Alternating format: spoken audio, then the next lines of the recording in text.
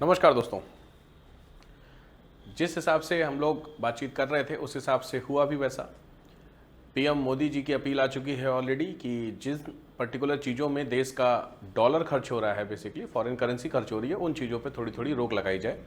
ऐसा उन्होंने कल की तेलंगाना में हुई, परसों रैली जो हुई उसमें भी बोला, गुजरात की जो सोमनाथ यात्रा थी उसमें भी उन्होंने बोला और आज भी असम में भी बोला।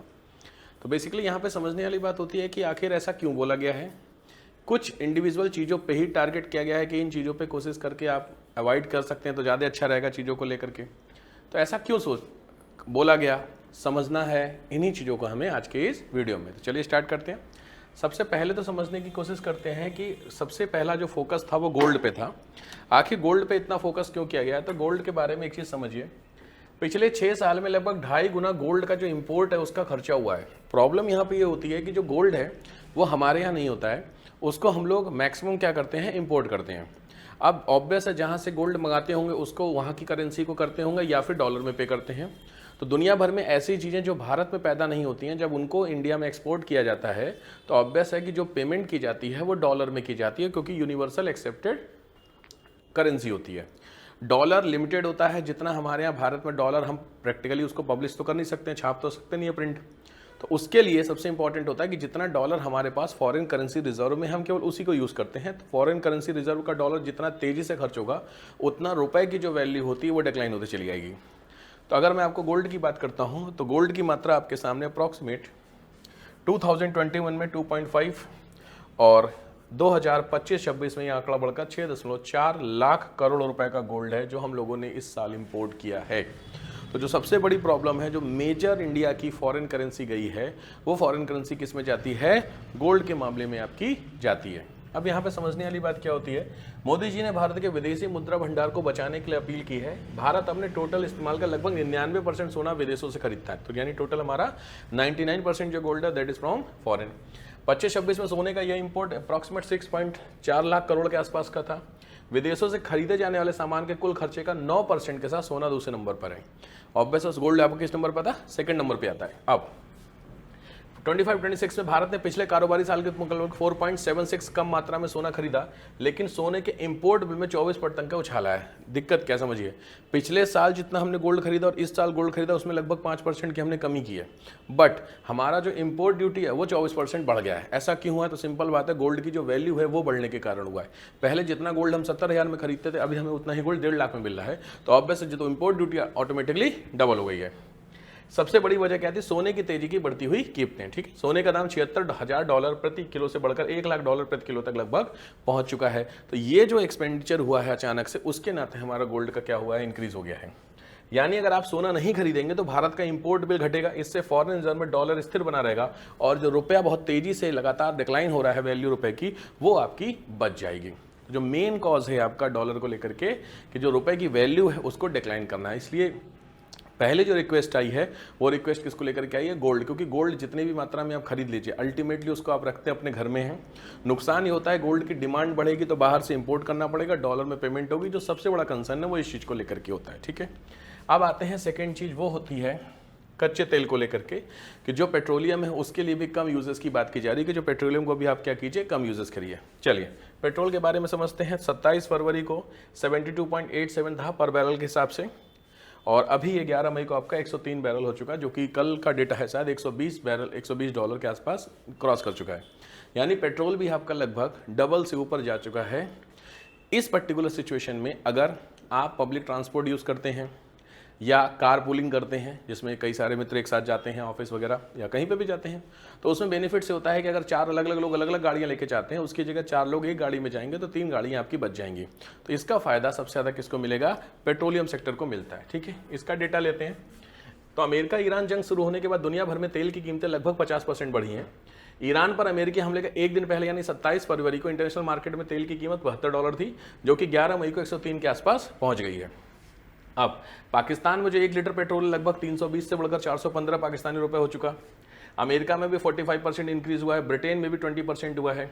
भारत अपनी जरूरत का लगभग 70% तेल क्या करता है? इंपोर्ट करता है, जिसमें से आधा कहाँ से आता है? हॉर्मुज, जो कि सबसे ज़्यादा प्रॉब्लमेटिक सिचुएशन में है। हॉर्मुज स्टेट प्रेजेंट टाइम में क्या हो रखी है? बंद हो रखी है। अब प्रॉब्लम क्या है? प्रॉब्लम यह है कि पिछले 2 महीने से जारी जंग के कारण जो क्रूड ऑयल वो 50% महंगा हुआ है। ऐसे में अनुमान यह है कि भारत का क्रूड इंपोर्ट बिल लगभग 17 लाख करोड़ रुपए तक पहुंच सकता है। यानी जो पहले नंबर पर आपका पेट्रोलियम था, दूसरे पे गोल्ड था, तो उस सिचुएशन में आप जितना कम से कम पेट्रोल को यूज करेंगे उतना ज्यादा बेनिफिट किसको मिलेगा? गवर्नमेंट की जो फॉरेन करेंसी होती है उसको बचाने के लिए। तो इसमें हमारा आपका सबका इसमें कोऑपरेशन बहुत जरूरी है। अपोजिशन क्या कहता है उन चक्करों में मत पड़िए, क्योंकि अपोजिशन जब 2013 में इस तरीके की सिचुएशन हुई थी तो चिदम्बरम साहब जो होम मिनिस्टर थे, इवन वहाँ की जो मीडिया थी वो खुद ही अपने आगे जो मीडिया थी वो भी इस चीज़ को क्या बोलती थी कि भाई साहब कोशिश कीजिए। इवन सिचुएशन तो ऐसी आ गई थी कि जो कांग्रेस गवर्नमेंट थी वो रात को पेट्रोल पंप बंद करने का ऑलमोस्ट ऑर्डर दे दिया गया था कि रात को पेट्रोल पंप से आपको पेट्रोल नहीं मिलेगा। तो सेकंड थिंग यहाँ पे आपकी ड्यू टू द पेट्रोल, तो पहली चीज़ होगी गोल्ड आप इसलिए बचाइए। दूसरी चीज़ आपकी क्या हो गई है, इसके बचाने से 2 फायदे, एक तो डॉलर भी ऑब्वियस से कम खर्च होगा, और दूसरी सबसे इंपॉर्टेंट चीज़ है एनवायरमेंट को लेकर के बहुत ज़्यादा इश्यूज है, वो सारे इशू भी आपके क्या होंगे, बच जाएंगे। तो कहीं ना कहीं कोशिश करनी चाहिए इस चीज़ को अवॉइड करने के लिए। नेक्स्ट आते हैं हम लोग फर्टिलाइजर को लेकर के। बेसिकली जो फर्टिलाइजर का हमारे यहाँ इंपोर्ट होता है, बेसिकली हम लोग जनरली जो फर्टिलाइजर यूज़ करते हैं वो NPK होता है, नाइट्रोजन का, पोटेशियम का और फॉस्फेट का। इसमें जो कम्प्लीटली पोटेशियम होता है 100% हम इंपोर्ट करते हैं, 80% ऑफ फॉस्फेट इंपोर्ट करते हैं, और नाइट्रोजन में हम सेल्फ डिपेंडेंट है, मतलब नाइट्रोजन वाला फर्टिलाइजर हमारे पास है। पर डेटा की बात करते हैं तो भारत फर्टिलाइजर यानी खाद के मामले में दुनिया के सबसे बड़े खरीदारों में से है। भारत अपनी जरूरत का लगभग 23% यूरिया, 90% DAP और 100% पोटास ये कहाँ से खरीदता है? विदेशों से। फिर वही बात आ गई कि जब आप विदेशों से कोई चीज़ खरीदेंगे तो ऑटोमेटिकली आपको पेमेंट डॉलर में करना होगा। सबसे बड़ी जो प्रॉब्लम होती है वो यहाँ पर आती है। भारत के इम्पोर्ट बिल में इसका हिस्सा करीब 3% है। अब इंपोर्ट बिल्स का जो मेन हमारा टारगेट इसको करना है, उसके पीछे के 3 मेजर रीजन दिए गए हैं। सबसे पहले इंपोर्ट बिल को कम करना। कच्चे तेल के चढ़े दामों के कारण पहले से इंपोर्ट बिल ऑलरेडी ज़्यादा है। अगर फर्टिलाइजर का भी इंपोर्ट बढ़ता है तो सरकारी खजाने पर बहुत ज़्यादा असर पड़ जाएगा, क्योंकि पेट्रोलियम मंगाना बहुत जरूरी है, नेसेसिटी होती है, क्योंकि उसका कोई अल्टरनेट नहीं है। गोल्ड आप बचा सकते हैं, फर्टिलाइजर आप बचा सकते हैं भाई नेचुरल फर्टिलाइजर का यूज़ करके। कच्चे माल की कमी, यूरिया बनाने में नेचुरल गैस लगती है, 60% गैस हॉर्मुज के रास्ते से आती है, जिसमें अभी भी प्रॉब्लमेटिक सिचुएशन हो रखी है। वहीं DAP और पोटास बनाने का कच्चा माल रॉक फॉस्फेट और potassium salt Russia, Morocco, Jordan और सऊदी अरब से आता है, जो कि ऑलरेडी क्या हो रहा है, वहाँ पे सिचुएशन ऑफ कॉन्फ्लिक्ट हो रखी है। Third thing is that subsidy का बोझ, सरकार किसानों को बहुत कम दाम पर खाद बेचती है और जो जैसे गैप होता है उस गैप को सब्सिडी खुद उठाती है। तो प्रॉब्लम क्या है, 2026-27 के बजट के लिए लगभग 1.7 लाख करोड़ रुपए फर्टिलाइजर सब्सिडी के लिए दिए गए हैं। तो अगर महंगे दाम पर सरकार ने फर्टिलाइजर खरीदे और आपको सब्सिडी उतनी ही, तो अल्टीमेटली गवर्नमेंट का और ज़्यादा नुकसान है। तो यहाँ पे गवर्नमेंट की भी रिस्पॉन्सिबिलिटी इस तरीके की चीज़ों को डील करना, और आपसे वो रिक्वेस्ट ही कर सकती है, क्योंकि देखिए जिस हिसाब से डिमांड डिक्लाइन नहीं होगी तो गवर्नमेंट को मंगाना पड़ेगा। गवर्नमेंट को मंगाने में सबसे बड़ा नुकसान क्या होगा, हमारे डॉलर इंपोर्ट को लेकर के होगा। नेक्स्ट जो मोदी जी की अपील रही है वो अपील रही है विदेशी फॉरेन की यात्रा के लिए। भाई फॉरेन यात्रा पे इंडिया के बहुत सारे टूरिस्ट हैं जो जनरली जाने लगे हैं। आजकल तो टियर 2 सिटीज़ में भी बहुत ऐसा देखा गया है कि बहुत सारे लोग फॉरेन की ट्रिप कर रहे हैं। फॉरेन की ट्रिप जाने में सबसे बड़ा इशू क्या है? इशू बेसिकली आप जब बाहर जाएंगे तो वहाँ पे ऑब्वियस बात है डॉलर में आपकी एक्सपेंडिचर होंगे, तो वो डॉलर आपको फिर वहाँ पे एक्सचेंज कराना पड़ता है, वो भी प्रॉब्लमेटिक सिचुएशन में होता है डॉलर को लेकर के। बात करते हैं इसकी, तो 2025 में टूरिज्म डिपार्टमेंट की जो रिपोर्ट है उसमें बताया गया है कि 2025 में 3.27 करोड़ भारतीयों ने विदेश यात्रा की, जिसमें 43.5% छुट्टी मनाने या घूमने के लिए विदेश गए, 2024 से 6% ज़्यादा है। दूसरा tier 2 tier 3 cities Jaipur, Bhopal, Lucknow, Jhansi, Udaipur, Amravati के ये लोग भी यात्रा कर रहे हैं विदेश यात्रा। Travel tech company travel clinic की रिपोर्ट के मुताबिक लगभग 2025 में 63% विदेश जाने वाले लोग टियर 2 और टियर 3 सिटी किए थे। इट मीन्स लोगों की इनकम बढ़ रही है, तो ऑब्वियस है वो फॉरेन की टूर पे जा रहे हैं। प्रॉब्लम क्या हो रही है यहाँ पर, 23-24 में विदेश यात्राओं में भारतीयों का जो टोटल खर्चा था 2.72 लाख करोड़ था, जो कि 25-26 में 3.65 लाख करोड़ रुपए हो गया। यानी भारतीयों के विदेशों में खर्चा बढ़ा दिया है, और ये जो खर्चा बढ़ा है ऑब्वियस बात है in the format of dollar. अनुमान है कि अगर घूमने फिरने के लिए विदेश जाने वाले भारतीयों में से आधे ही ना जाते तो देश को लगभग कितने का 78,500 करोड़ का 78,500 CR का बचत होगी। तो ये एक इंपॉर्टेंट फैक्टर भी काम करता है फॉर द फॉरेन करेंसी। तो क्लियर है, ये कुछ 3-4-5 चीज़ें होती हैं।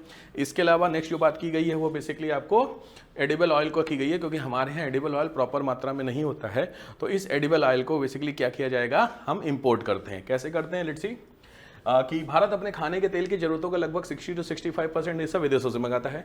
59% पाम ऑयल, 23% सोयाबीन और 15% कहाँ से इंपोर्ट करता है। तो 59% पाम ऑयल, तो 23% सोयाबीन और 15% सनफ्लावर क्या करता है, इंपोर्ट करता है। तो ऑब्वियस इंपोर्ट करेगा, फिर वही वाली बात क्या कि आपको पेमेंट किस में करनी पड़ेगी, डॉलर में। 2024-25 में भारत ने कुल 1.6 करोड़ टन खाद का आयात किया, जिसमें ज़्यादातर हिस्सा Indonesia, Malaysia, Argentina, Brazil, Russia से आया। इस पर खर्चा हमारा 1.61 लाख करोड़ के आसपास हुआ, जो कि लास्ट ईयर की कंपेरेटिवली 22% हाइक है, तो ये भी नुकसान हुआ। सेकंड थिंग, ऐसे में जब डॉलर के मुकाबले रुपया और कमजोर पड़ रहा है, तब अगर खाने के तेल की खपत कम होगी तो भारत को कम डॉलर बाहर भेजने पड़ेंगे, जिससे हमारे फॉरेन रिजर्व की जो स्टेबिलिटी है वो क्या रहेगी, मेंटेन रहेगी। तो पहला हो गया गोल्ड, दूसरा हो गया क्रूड ऑयल, तीसरा हो गया आपका फॉरेन पे जो टूर होता है, एंड आपका हुआ एडिबल ऑयल। तो ये सारी चीज़ें अगर आप बचा ले जाते हैं तो हमारा जो फॉरेन करेंसी है उससे बहुत ज़्यादा इम्पैक्ट नहीं होगा, ठीक है।